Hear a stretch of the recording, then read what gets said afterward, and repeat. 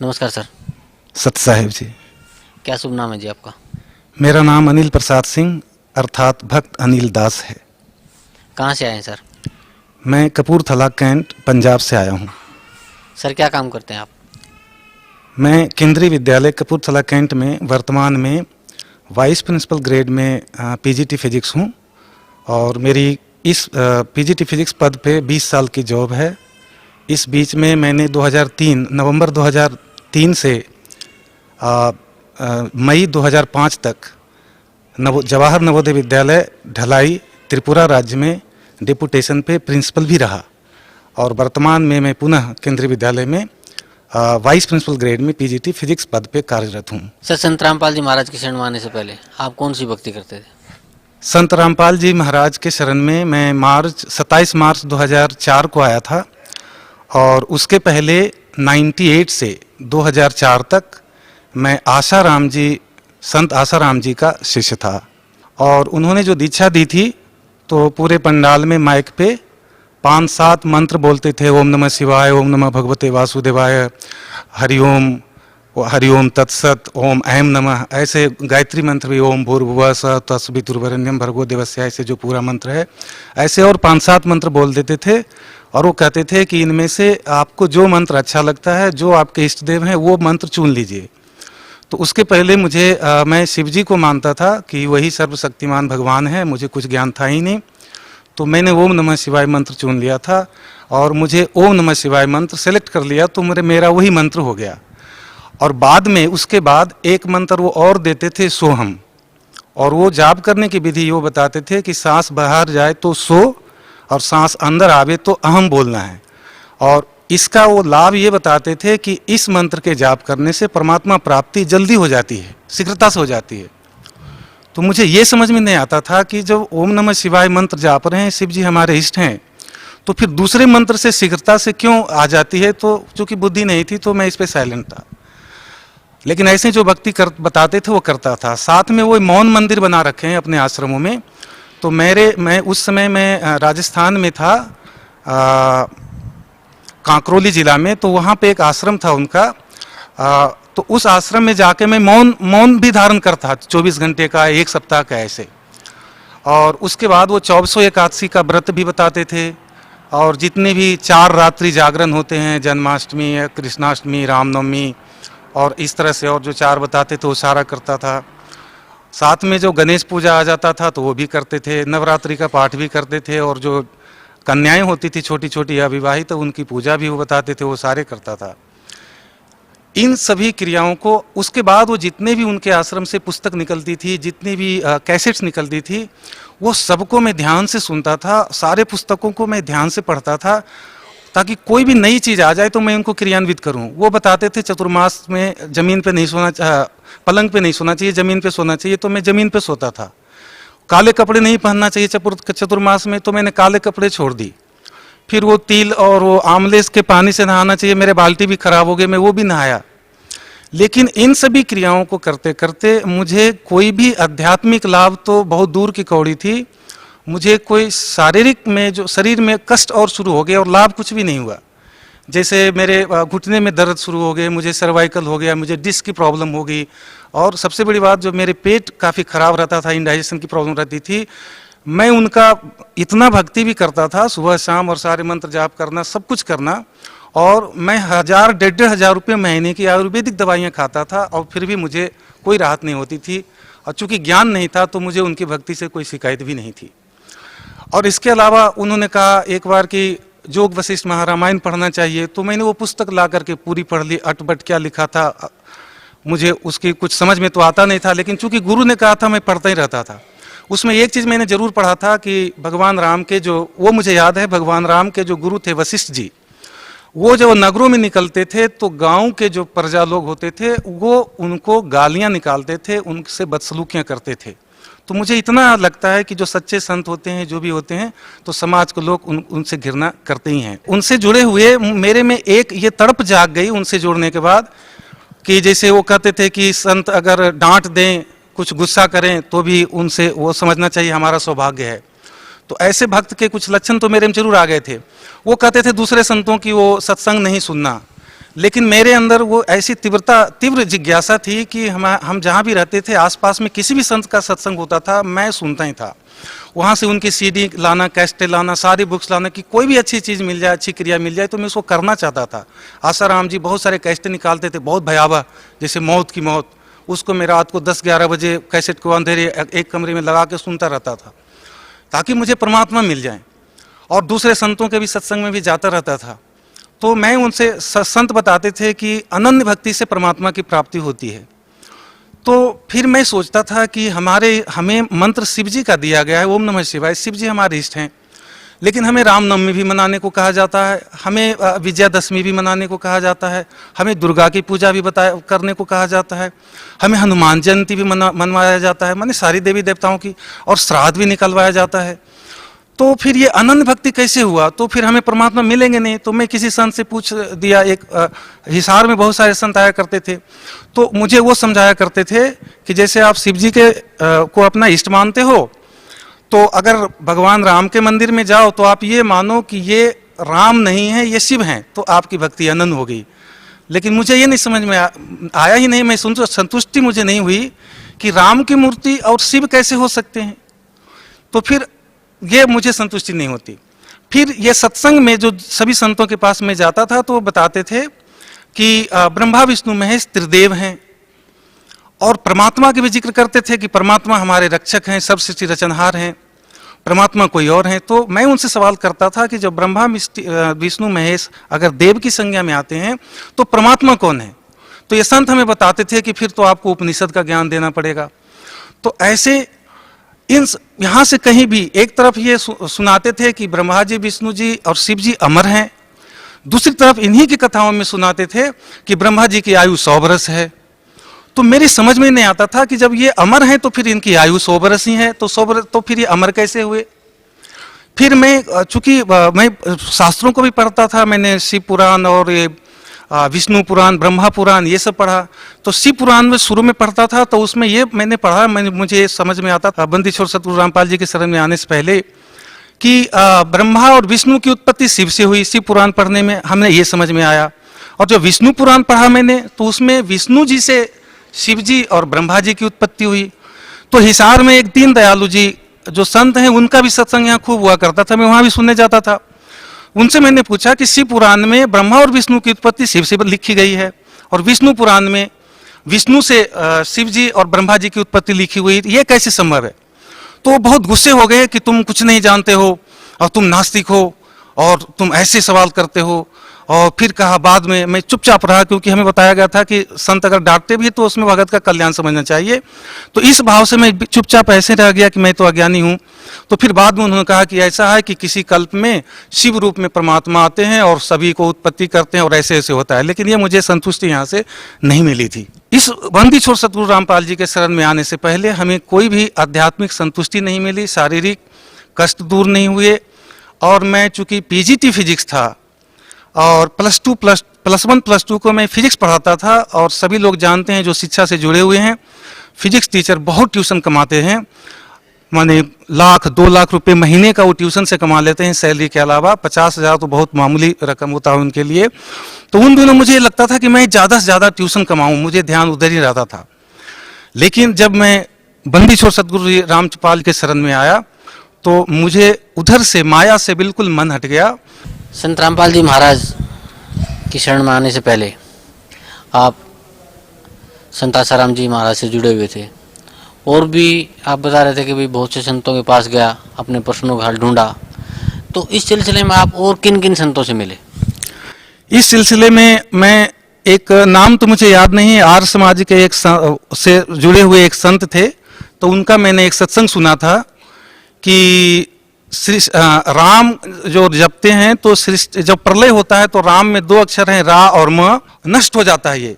लेकिन जो ओम अक्षर है वो अविनाशी है और ओम की साधना करने से उसका मोक्ष होता है, तो वो जन्म मृत्यु से रहित होता है। तो इस बीच में अवधेशानंद जी का भी सत्संग हिसार में बार बार हुआ करता था। उन दिनों में 2004 से पहले तक उस तक मैं हिसार में मेरी पोस्टिंग थी।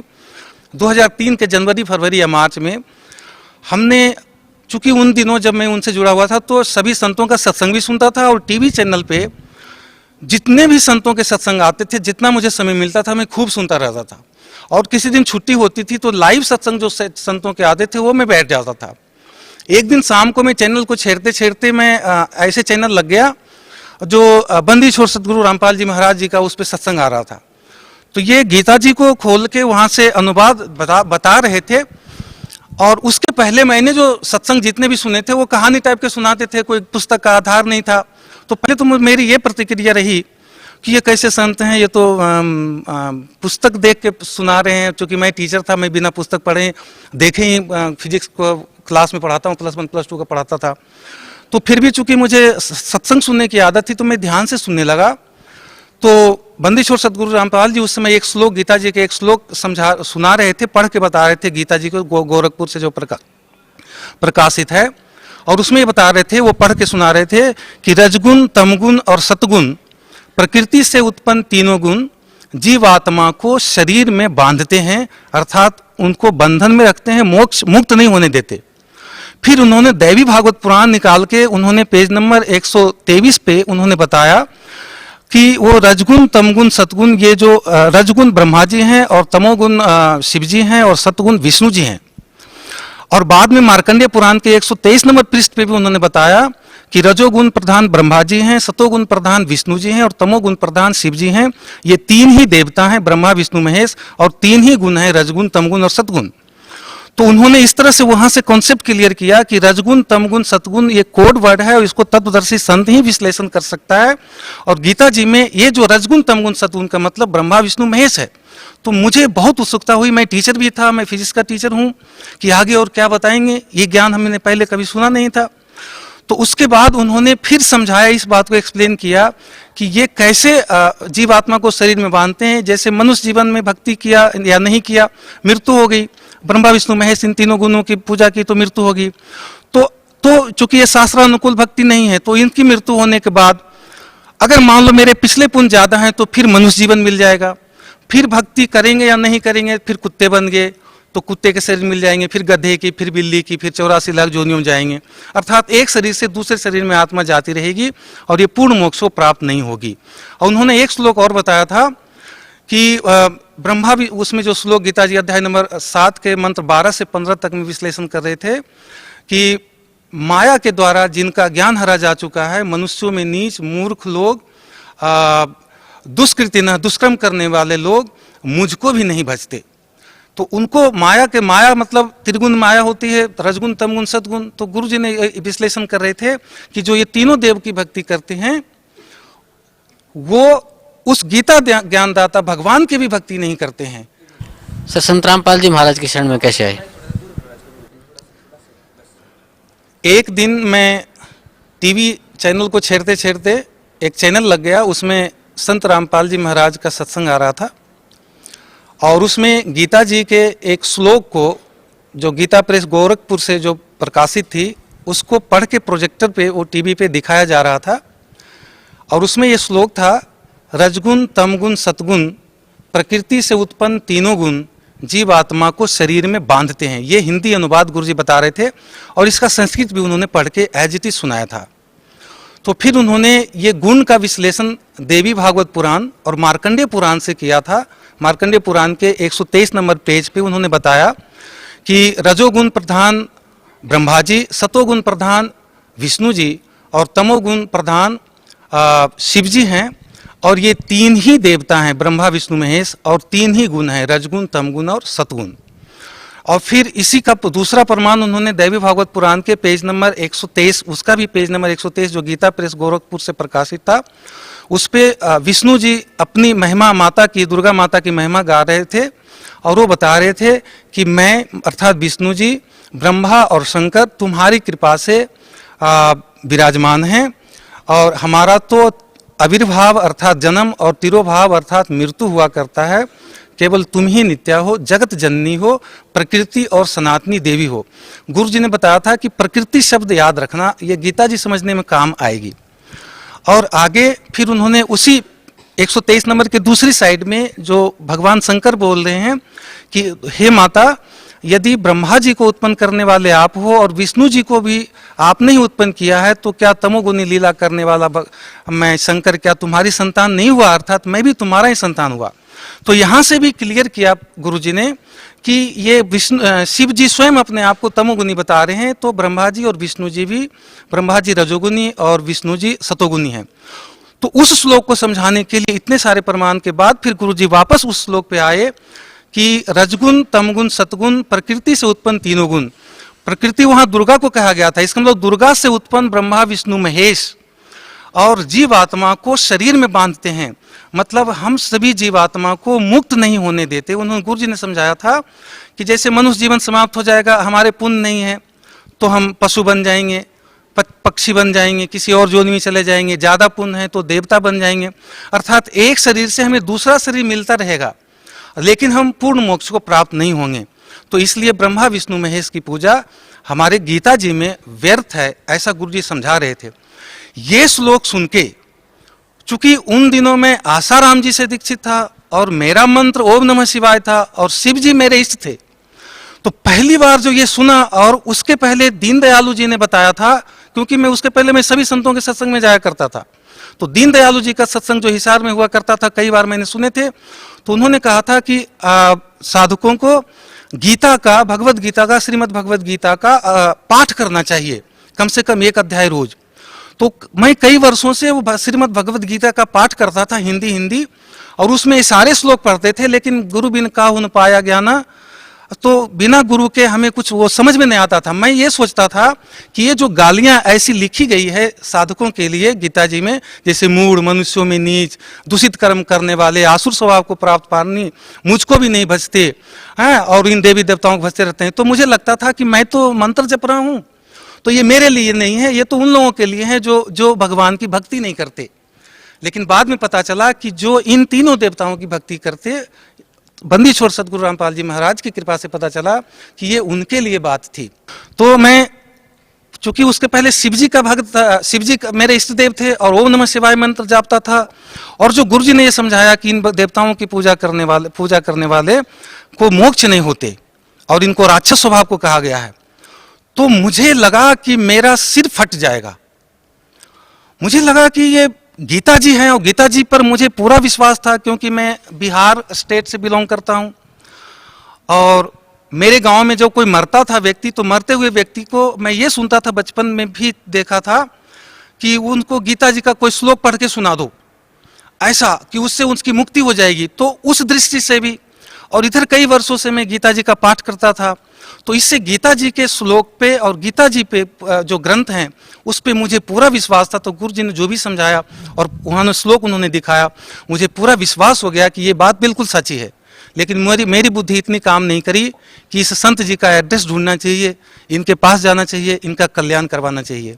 लेकिन उस भक्ति की जो पहले कर रहा था मैं छोड़ भी नहीं पा रहा था, इनको ढूंढने की मेरी बुद्धि काम नहीं की कि इनको ढूंढना चाहिए था।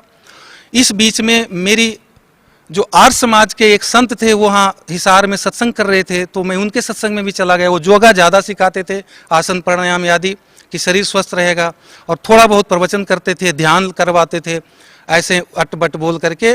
और एक बात जो उन्होंने कही थी जो मेरे दिमाग को फिर वहाँ से झंकृत कर दिया था कि जब प्रलय होता है तो जो राम जपते हैं, तो राम में 2 अक्षर है, रा और म, वो विलीन हो जाता है, नष्ट हो जाता है, उसके साधक भी विनाश को प्राप्त हो जाते हैं। लेकिन ओम एक अक्षर है और इसका खंड नहीं होता, और ये प्रलय काल में भी जो इसकी भक्ति करते हैं उसका नाश नहीं होता। तो मेरे दिमाग में और हो गया कि अब ये ओम को बता रहे हैं, राम गलत बता रहे हैं, और वो संत जी तो जो थे बंदी छोड़ रामपाल जी महाराज, उनसे मैं जुड़ा नहीं था। वो ब्रह्मा विष्णु महेश जी की सेवा भी व्यर्थ बता रहे हैं, लेकिन वो प्रमाणित है। तो इस बीच में वो और मेरे सिर दर्द हो गए, मैं और घबराहट में हो गया, मैं क्या करूं ना करूं, किससे पूछूं। तो इसी बीच में अवधेशानंद जी का भी वहाँ सत्संग हिसार में बार बार वहाँ प्रोग्राम लिया जाता है, मैं उनका सत्संग में भी गया। वो भागवत पे कथा करते थे, और उन दिनों में गया था तो श्री राम कथा पहली बार कह रहे थे, वो बीच बीच में बता रहे थे। तो मैं उनसे जाके ये सवाल पूछना चाहा कि कोई तो कहता है कि राम राम जपो, और कोई तो कहता है कि भाई राम में 2 अक्षर हैं, वो खंड हो जाएगा सृष्टि में और प्रलय हो जाएगा, तो एक अक्षर मंत्र जो अविनाशी है उसका जाप करो। तो आप स्वामी जी आप बताइए कि हमें क्या करना चाहिए। तो मैं दंग रह गया। उनका जो अवधेशानंद जी का रिएक्शन, एक संत कहलाते हैं वो समाज में, आज तो मुझे तत्व ज्ञान हो गया, वो संत कहलाने लायक है नहीं, लेकिन उन दिनों तो मैं उन्हें संत मान रहा था, स्वामी जी मान रहा था। वो बहुत जोर से मेरे ऊपर गुस्सा किए और कहे तुम नास्तिक हो, तुम आर्य समाजी हो, तुम इस तरह के सवाल करते हो। तो मैं बिल्कुल स्टन रह गया कि मैंने क्या गलती करी, मैं तो मूर्ख हुई, अज्ञानी हुई। उन्होंने ये भी कहा था कि तुम अज्ञानी हो, मूर्ख हो, भ्रमित हो। तो मैंने मेरे मन में सोचा मैं तो भ्रमित हूं, तभी तो संतों के पास आ रहा हूं। और मैं चुपचाप बैठा रहा। और आसाराम जी की बताई वो बात मुझे याद आई कि संत अगर गुस्सा भी करें, डांट भी लगाएं, थप्पड़ भी लगाएं, तो अपना कल्याण समझना चाहिए और उनसे बकवाद नहीं करनी चाहिए, प्रतिवाद नहीं करनी चाहिए।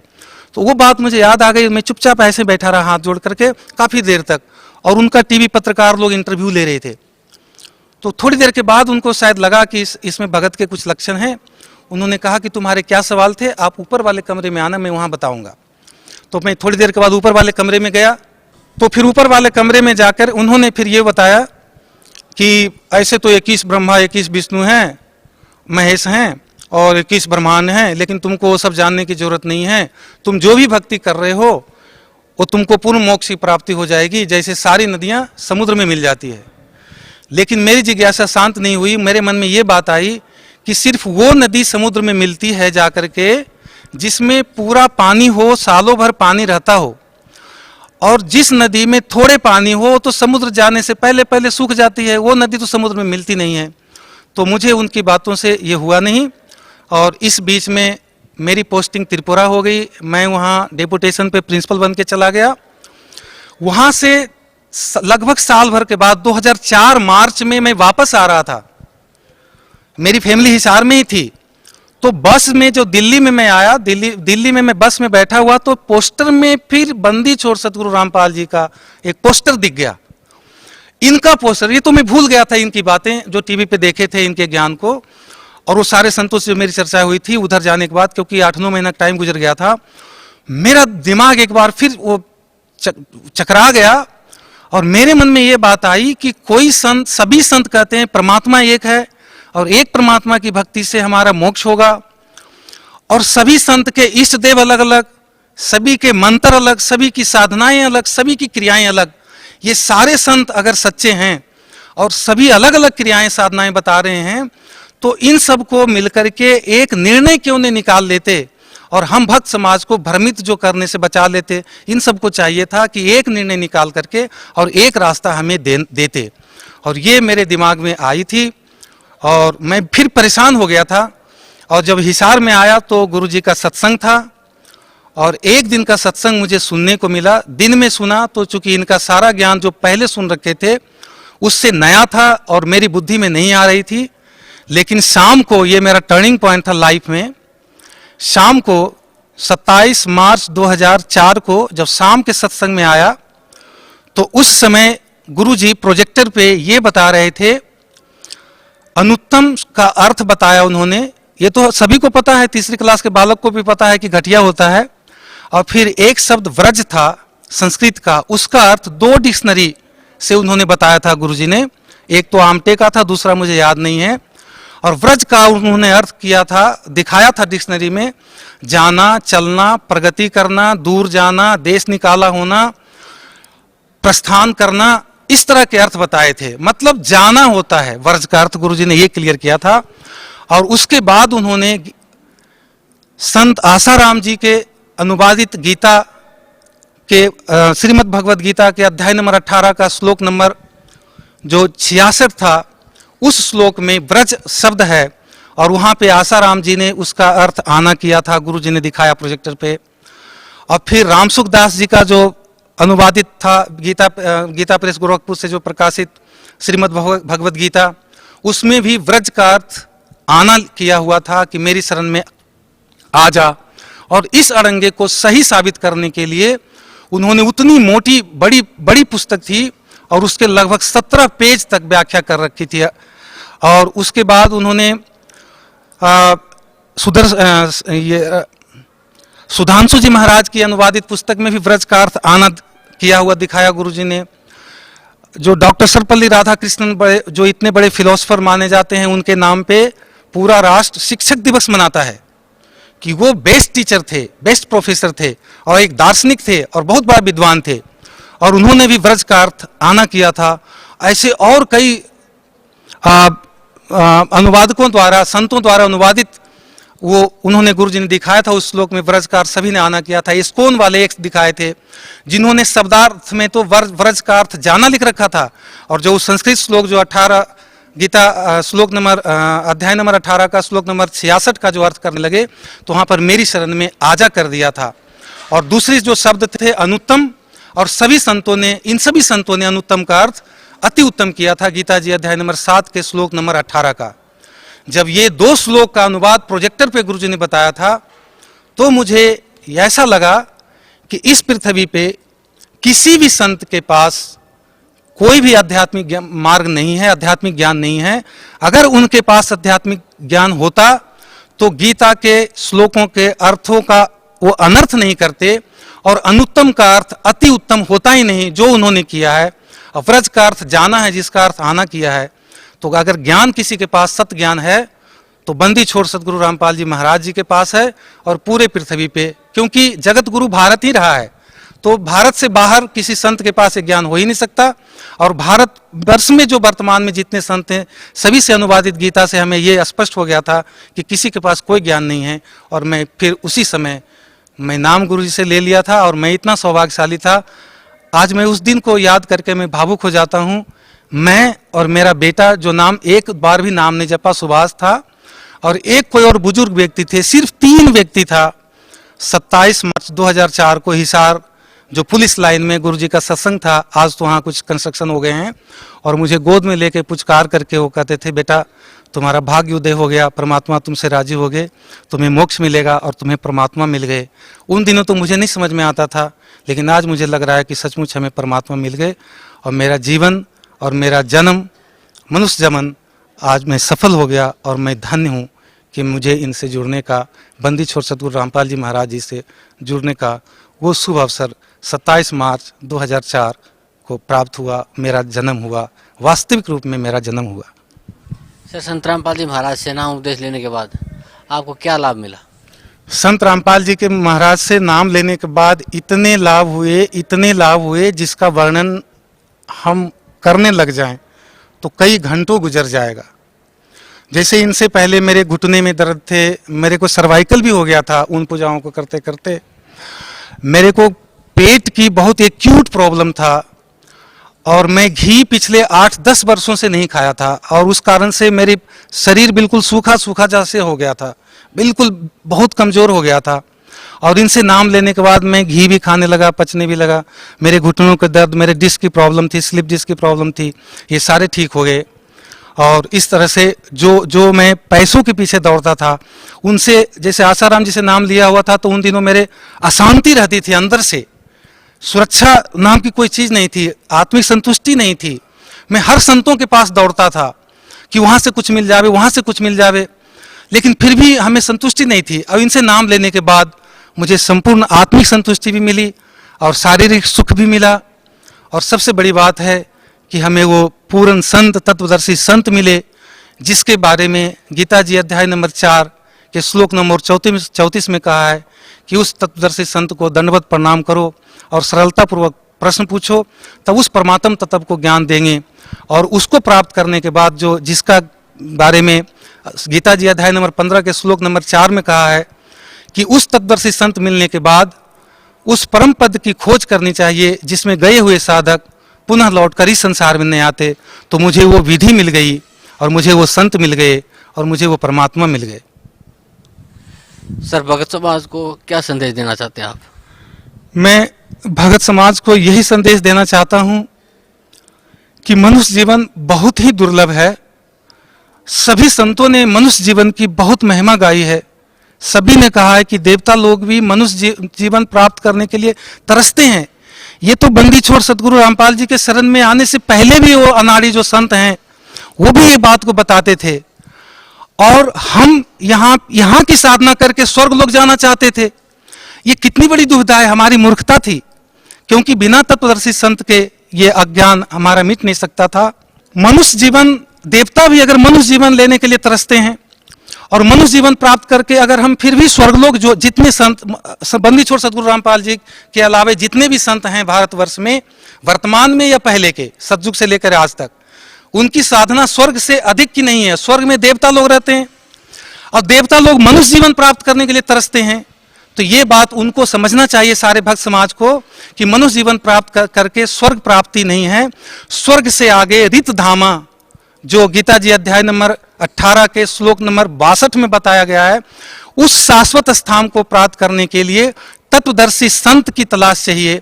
और वो तत्वदर्शी संत पूरे पृथ्वी पे, बल्कि 21 ब्रह्मांड में बंदी छोड़ सतगुरु रामपाल जी महाराज जी हैं। इनके अलावे पूरे 21 ब्रह्मांड में, इस पृथ्वी पे, इस भारत भूमि पे कोई संत है नहीं। तो मैं सभी भक्त समाज से ये अपील करना चाहूँगा, हाथ जोड़ के मैं विनम्र निवेदन करना चाहूँगा कि आप इस अनमोल मनुष्य जीवन को शास्त्र विरुद्ध साधना करके बर्बाद ना करें। एक एक सांस की बहुत कीमत है, ये मौका बार बार नहीं मिलता। पृथ्वी पे पूर्ण परमात्मा कबीर देव संत रामपाल जी महाराज के रूप में स्वयं प्रकट हैं। ये तत्वदर्शी संत की भी भूमिका कर रहे हैं। इनके पास शास्त्र प्रमाणित ज्ञान है, इनके पास सारे मंत्र हैं, मोक्ष के कंप्लीट कोर्स हैं। इनसे जुड़ने के बाद आपको शारीरिक सुख मिलेंगे, सांसारिक सुख मिलेंगे, अर्थ, धन, मोक्ष और काम, ये सभी कुछ मिलेगा। पूर्ण मोक्ष को प्राप्त होंगे आप, जिसके बारे में कहा गया है गीता जी अध्याय नंबर 15 के श्लोक नंबर 4 में कि तत्वदर्शी संत मिलने के बाद उस परम पद परमेश्वर की प्राप्ति ढूंढना चाहिए, उस परम पद को ढूंढना चाहिए जिसमें गए हुए साधक लौटकर पुनः इस संसार में नहीं आते।